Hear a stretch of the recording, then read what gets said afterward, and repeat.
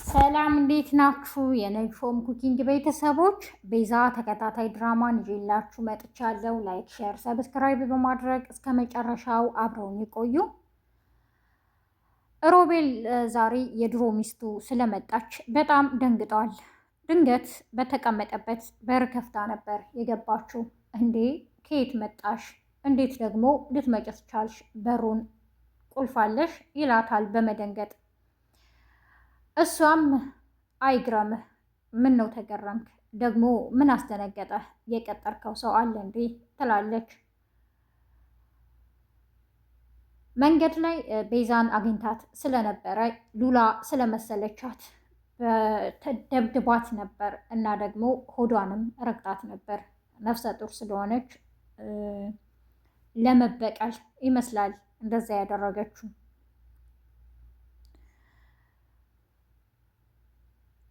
ሉላ ወደ ቤቷ በሰላም እንደገባች ለማረጋገጥ ዶክተሩ ይደውላል። አክስቷ ጋም ሲደውል ያው አለች አናግራት ትለዋለች። እሱም የተፈጠረውን ይጠይቃታል። ምን ተፈጥሮ ነው? እቤት መታ ነበር ባለቤቴ ጥቃት አደረሰችብሽ እንዴ? ይላታል። ሉላም አይ እኔ ላይ ጥቃት አላደረሰችም፣ ምናልባት ቤዛን አግኝታት ቤዛ ተመሳስላባት እኔ መስያት እሷን ጎድታት ሊሆን ይችላል ትለዋለች። እሱም ይደነግጣል።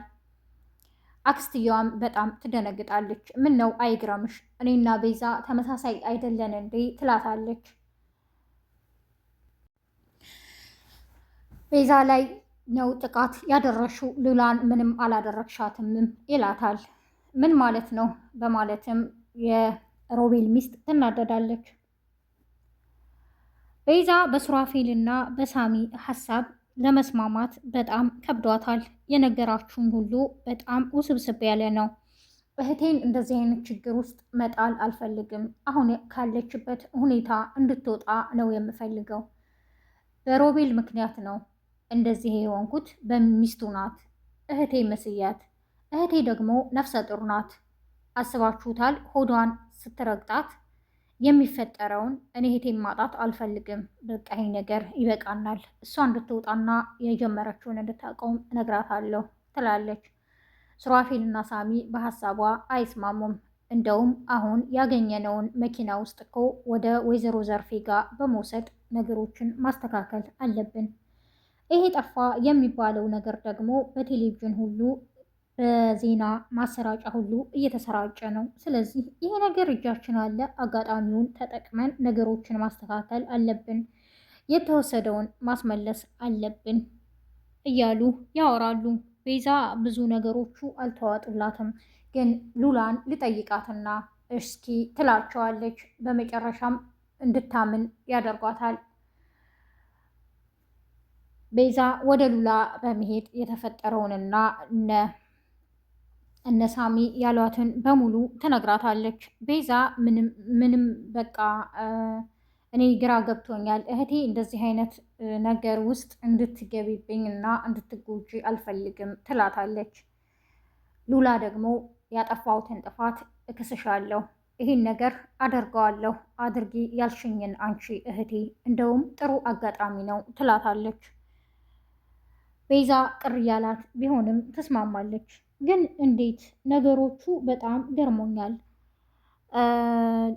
መኪና ውስጥ አለ የምትሉት እቃስ ሰውየው አለ እስካሁን ድረስ እንዴት? ትላታለች። በጣምም ትደነግጣለች። ለእኔ ቀላል ነው አደርገዋለሁ ትላታለች። ወይዘሮ ዘርፌ በጠዋት ተነስታ ቴሌቪዥን ዜና እያየች ነበረ። እንዴ ዛሬ ደግሞ ምነው ቴሌቪዥን ከፍተሽ በጠዋት ዜና የምታዳምጪውም? ትላታለች።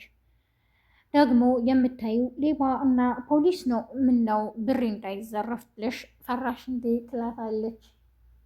ሉላ እኔ ማን ይዘርፈኛል? ትላለች። እኔም ብልሽ ግን አንድ ጥያቄ ልጠይቅሽ።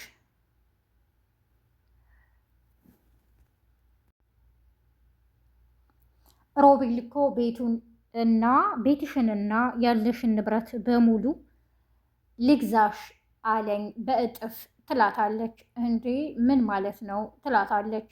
በቃ እንደዛ ላይ እየጠየኩሽ ነውም ትላታለች። ምን አስቦ ነው ለምንድን ነው እንደዚህ ያለሽም ትላታለች። አላውቅም ሁሉንም ነገር በእጥፍ እገዛሻለሁ አለኝ።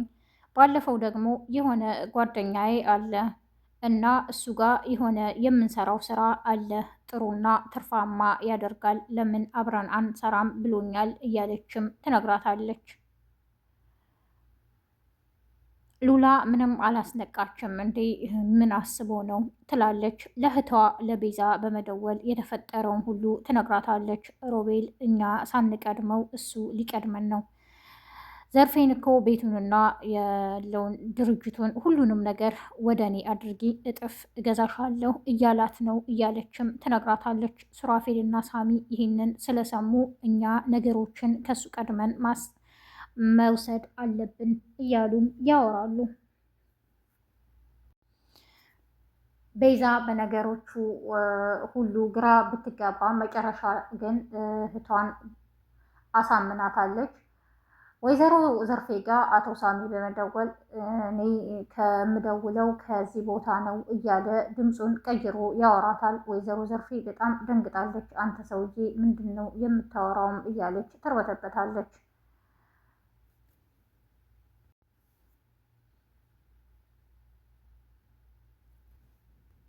ግን ይሄ ሁሉ ብር አይታችሁታል? ስንት ብር ሆኖ ነው በቴሌቪዥን የቀረበውም እያለች ቤዛ ትጠይቃቸዋለች። አይ ከታች እኮ በጣም ብዙ የውጭ ብሮች አሉ እያለም ይነግራታል።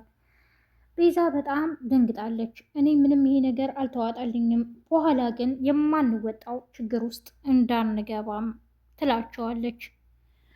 አይ በሱ ምንም ሀሳብ አይግባሽ፣ ችግር የለውም በማለት ነገሮችን ሁሉ አስተካክለው ዛሬ ስራችንን መጀመር አለብን ብለዋታል ሉላን።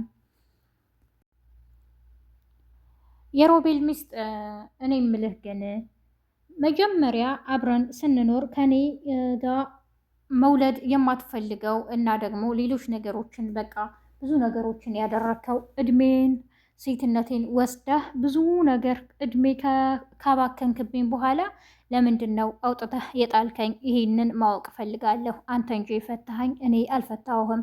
እኔ ገና እየጀመርኩ ነው። ያን ሁሉ ጊዜን በልተህ አሁን ለምንድን ነው እንደዚህ ያደረግከው? ለምን መጀመሪያ አላደረክም? ለእኔ ጊዜ ቀልድ አይደለም እያለች ታፋጥጠዋለች። እሱም የሚመልሰው የለውም። አሁን ደግሞ ቤዛን በክፉ ነገር ነበር የምታያት። ለምንድን ነው በዚህ ልክ የቀረብካት? ምንድን ነው ሀሳብህ? በፊት ምን እንደምታስብ ትንሽ ትንሽ አቅ ነበረ እና ሁሉንም ነገር ማወቅ እፈልጋለሁ እያለች ታናዘዘዋለች። እሱም ቀጣይ ሳምንት የፍርድ ቤት ቀጠሮ ስላለን እዛ መገኘት አለብሽ ብሏታል። የዛሬው ክፍል ይመስል ነበር።